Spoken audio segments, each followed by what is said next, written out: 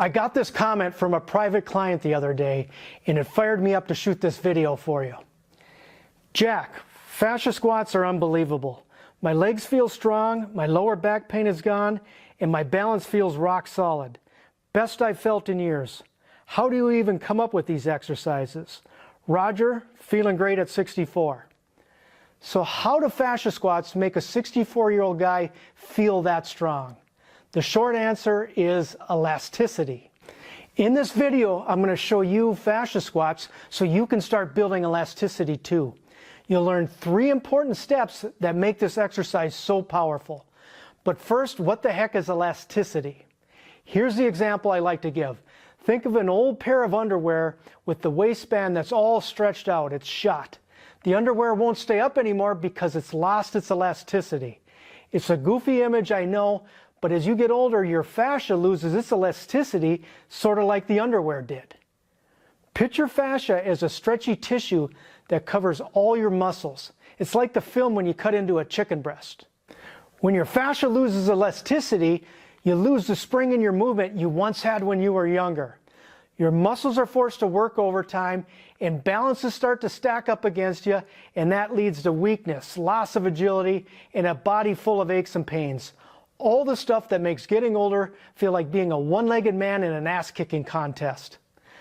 Let's turn that around right now by rebuilding your elasticity with fascia squats. To start, let's look at the first fascia squat step. The first important step to this fascia squat is we're going to do it in very good alignment, and more specifically, when we're in good alignment and we're squatting down, we're going to squat down only as low as we can keep our upper body upright. If we go too low, now the body starts to bend at the waist. So we're going to eliminate that bend at the waist as we keep the fascia wetsuit stretched. So let's do that right now. The foot position in this squat is wide. So here's hip width, foot position. Here's shoulder width position. This one is about a half a foot out on each side. And I don't want to give you an exact measurement because everyone's hip mobility and shape is a little different. But just know that it's a wider stance that's wider than shoulder width. The feet can be angled out a little bit, meaning the toes aren't straight ahead. Angle them out a little bit, that's fine. Wide stance, the head is suspended, okay? Stretching the fascia wetsuit, think the crown of the head is being pulled up by the hand of God. The shoulders relax down off of that suspension. Chin is level. Upper body, chest and back is spread wide. Okay, when I say spread wide, it just means there's no caving here. There's tautness left to right on the upper torso. So we got the stretch up and down with the fascia wetsuit, head up, shoulders, tailbone down, stretching the spine, and left to right a little bit. So now we got elasticity in the fascia wetsuit. We don't have slack and we don't have tension. We got light extension without tension, okay? In this wide stance, we're going to squat down as low as we can until we start to bend at the waist. In this wide stance, I go down. Right when I start to bend at the waist, I know that's too far. So you won't be squatting very low on this squat. Don't worry about that.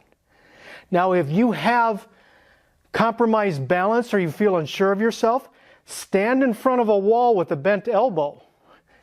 Okay, about a bent elbow distance from the wall, and just gently hold the wall, support your hands on the wall as you go down. That will help as you do this exercise if you're worried about, if you're unsure of your balance and that sort of thing. So make sure when you're squatting, bending your knees down into the squat, that your knees track your toes. Don't have your knees cave into the inside of your toes or to the outside. Keep the knees tracking the toes as you squat down into your squat. Step 2 is when we're down low, in the low position, we're going to turn this fascia squat into a kind of the cousin of the Shiko, the Japanese sumo squat, where we're going to shift our center mass onto one leg. Right now my center mass, think of your belly button area, is between my two legs, my 2 feet. That's the base of support, the 2 feet. Center mass is right in the middle of that. That's the way we're designed to move best. If I'm going to go onto one leg, shift my body over this way, I want to shift my center mass, my belly button, move from center. I lead move from center as I go to that one leg. What I don't do is what a lot of people do. They're just going to bend at the side of their waist and do this. Instead of just bending at the side of your waist, we keep the torso upright and we think of the belly button area moving over, shifting over until it's right over the center of this foot. All right, and now when you do that, you'll feel very balanced and rooted. Again, if you got poor balance, you can be touching the wall in front of you. Here, belly button leads the movement, move from center. It goes over, shifts over, and I get over here.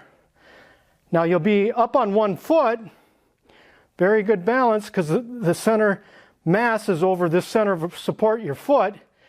You're gonna maybe lift this leg a little bit, go over a little bit if you want. If you don't feel sure about yourself, just have the foot come off the ground just a little bit. And then you're gonna land into the squat again. And what you'll notice when you land this time, because you stretch the tissues a little bit, you might be able to go a little lower and keep the back straight. It's like every rep you do, you'll ratchet yourself down a little lower. So I'm down here now. Same thing, I'm going to go to the other side, the other foot this time. I lead with my center, lead with the center mass. My belly button is the first movement. Think of shifting the belly button over. So it's over this foot. I'm here. I come down. And I feel myself a little lower. Again, as you can see, I'm lower, but my spine is upright. I'm not bending at the waist. Don't rush going lower. Again, keep the spine upright. Once again, lead center mass, lead my belly button. It comes over, I'm shifted. I feel really rooted and balanced. Land. Shift from center, center mass goes over. Again, I'm lifting my leg up pretty high on these. If you don't need to do that. You can just go here, that's high enough, and go into the squat. The third important step is we're going to activate our springboard feet. We're going to create force and absorb force by landing and pushing off the balls of our feet, not our heels. So when I am in this low position, spine is upright, I lead with my belly button, center mass, I'm here, I come up. As I'm coming up, as I lead with my belly button to this side, shift it over, I naturally want to come up, okay? Make sure as you're pressing off the floor to come up, 70% or so of the weight is pushing off the balls of your feet, not your heels. Most people press off their heels, no good. If we want to build fascia strength, the elasticity, we need to activate the balls of our feet. They're like the body's shock absorption, okay? My heel is still on the floor when I do this, but most of my weight as I shift is pressing off the balls of my feet, not my heels. I come up, and again, when I press off my foot, this is creating force off the balls of my feet. Now when I go to land, I'm going to absorb that force. When I say force, it's the force of my body landing. I'm absorbing my force, and I want to aim to strike the ball of the foot first, and then gently the heel comes down. Don't land on your heel like a ton of bricks, walking like Frankenstein. That's what people do. They're on their heels.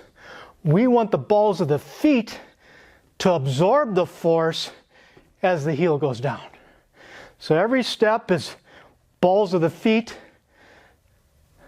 create force here, absorb force here. The heels are still on the floor, but it's maybe 20-30%.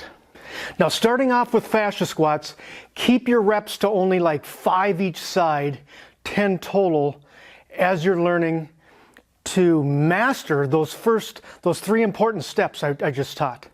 That's the key to building elasticity in the body. If you're not focusing on alignment, moving from center, and your springboard feet, landing and creating force on the balls of your feet, you will likely be moving in muscle tension, and you'll wake up sore and maybe not enjoy this exercise very much. As you get better at those 3 steps and they become natural, you can start doing more reps, maybe 10 each side, 20 total. You know, I did just the other day 25 each side, 50 total, and you get in a rhythm. There's where you really know you're building fascia strength, is when those 3 steps are coming together, they feel natural, but there's a rhythm in the movement. I'll give you a quick example here.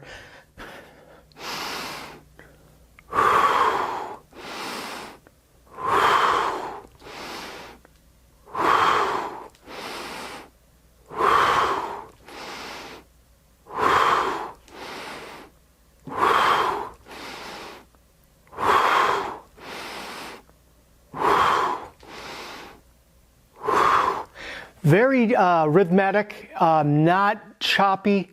There you know that the body is in a good state where it's building elasticity, not tension, not muscle tension.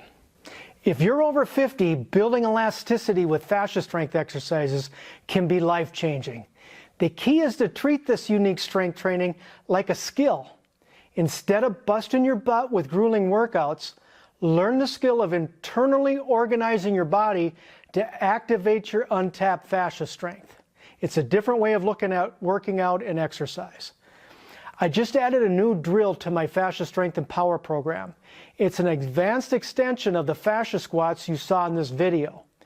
If you already own the program, scroll down to the bonus exercise section and look for the exercise named the Human Windmill. If you don't have the program yet, there's a link in the description down below if you'd like to check it out. That's it for today. See you on the next video.